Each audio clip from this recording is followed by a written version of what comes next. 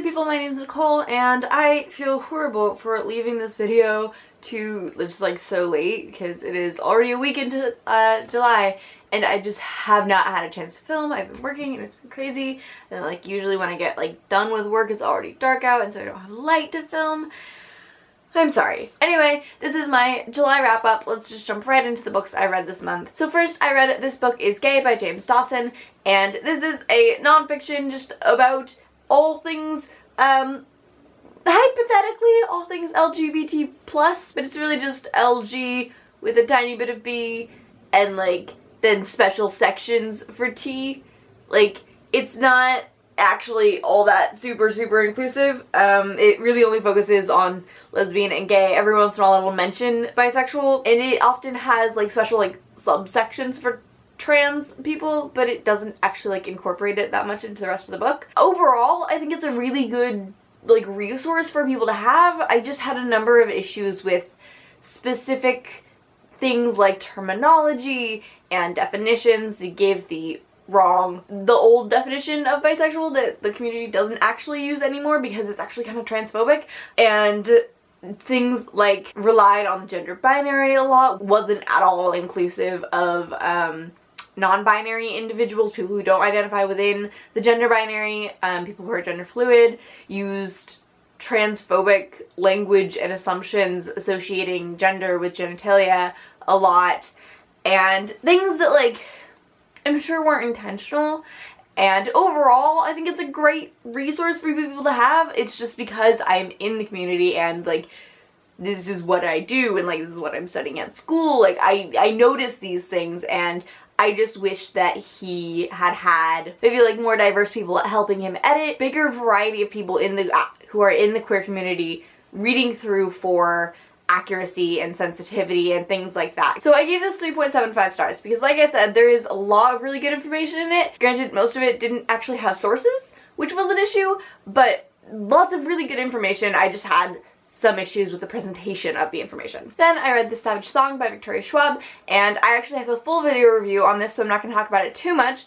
Basically, this is about a world in which violent actions create literal monsters, and the monsters eat people. Different kinds of monsters either eat human flesh and bone, drink their blood, or eat their souls, and this is about a monster boy who wants to be human and human girl who wants to be monstrous.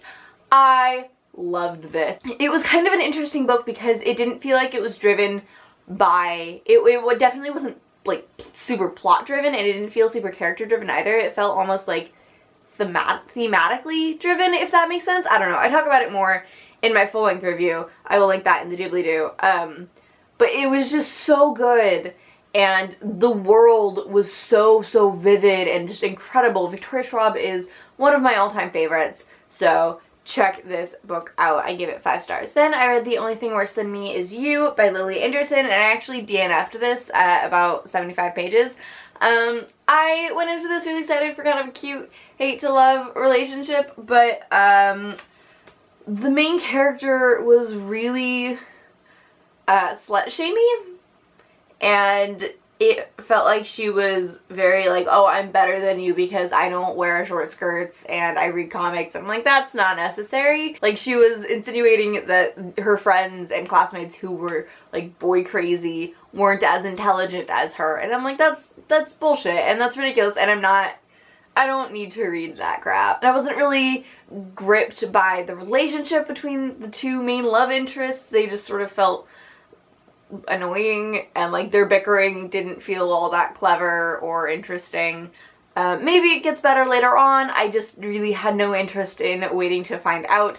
I gave it 2 stars. Then I read Highly Illogical Behavior by John Corey Whaley, and this is my first John Corey Whaley book, and I am gonna read more because this was so good. I went into it a little nervous because of the premise of the girl wants to like help like cure the guy of his mental illness. The book is about a boy who is dealing with some pretty extreme agoraphobia, but it was really good, and I feel like it had a really good message that like you don't have to be cured to be better. When it comes to mental illness, like, you're never gonna be cured. That shit doesn't get cured. But even sometimes taking small steps can be huge, and it's hard, but it's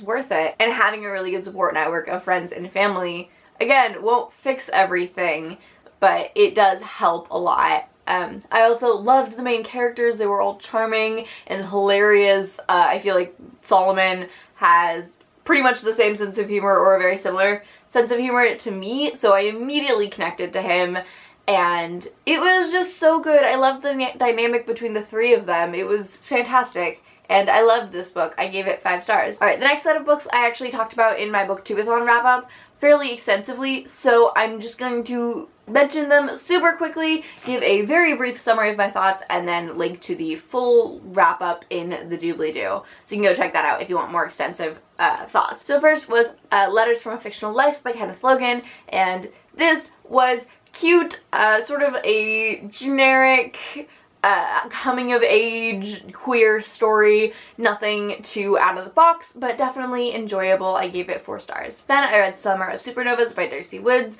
Again, cute contemporary romance, dreamy love interest, but I did get a little frustrated with the main character at times. I gave it 3.5 stars. Then I read The Merciless by Danielle Vega, and this book was a lot to take in. Danielle Vega's books are a little intense for my taste, I think. I've read 3 of them now, and I don't know why I keep reading them, but they're all very, very graphic, and maybe I'm just not a big horror fan, but yeah, it's very similar to the first book, if you've read that, except it takes place in a Catholic school instead of in a generic American high school. So I gave it 2 stars. Then I read Every Day by David Levithan, and I loved this. I immediately fell in love with Rhiannon and our main character, and it was just great. And I love that it addressed sort of the moral dilemma of our main character's entire basis for existence. I thought it was really, really interesting and wonderful, and I have the second one sitting on my shelf ready to read. I gave it 5 stars. Then I read Deadpool Classic Volume 2, and this was just more fun, entertaining Deadpool adventures. Deadpool's wonderful, and I love him, but nothing really stood out as mind-blowing. I gave it 4 stars. Then I read The Secret History by Donna Tartt, and I'm not sure how I feel about this book. It kind of messed with my head. I think it was really, really well written, just not in the writing style that I tend to lean towards. It felt very sort of detached and unemotional, and I am not a huge fan of that. The plot was really, really interesting. Like, the character dynamics were really interesting. So like I said, I'm kind of conflicted. I gave it 3 stars. Then I read Learning to Swear in America by Katie Kennedy, and this was adorable and hilarious and just all around wonderful. I loved the dynamic between the main characters. The main character was so, so great. I just love this book so much. I gave it 4.5 stars. Then I read Miss Bixby's Last Day by John David Anderson, and this, again, another great contemporary. This one's more of a middle grade. Good reminder of the importance of really good teachers. I gave it 4 stars. And for the last book I read for the Booktubeathon, The Great American Whatever by Tim Federle, and this was another one that I was kind of conflicted on because there were a lot of really, really good things about this book,